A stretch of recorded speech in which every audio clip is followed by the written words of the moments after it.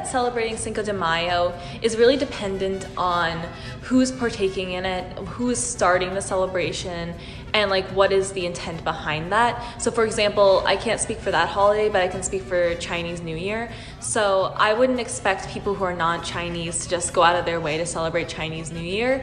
But I would definitely not feel uncomfortable if one of them wanted to join in or was curious about it, asked about it, or if I had just invited someone to celebrate it with me, because that's sharing our culture and I believe that's correct.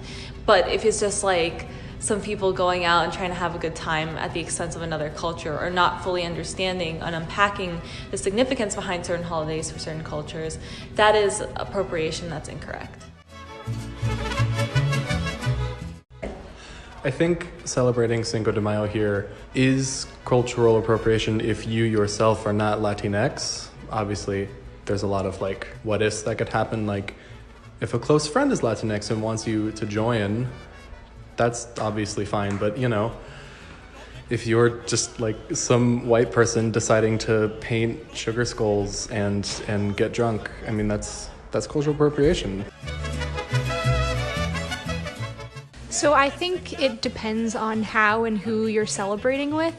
So if it's a frat party where, you know, it's a bunch of white kids parading around in sombreros and drinking tequila, yes, cultural appropriation. If there's actually like Alianza or I don't know, whatever the appropriate Hispanic students group is throwing something that's educational and that like you're being invited to participate in, that would fall with cultural appreciation. But unfortunately, I feel like the cultural appropriation is more popular.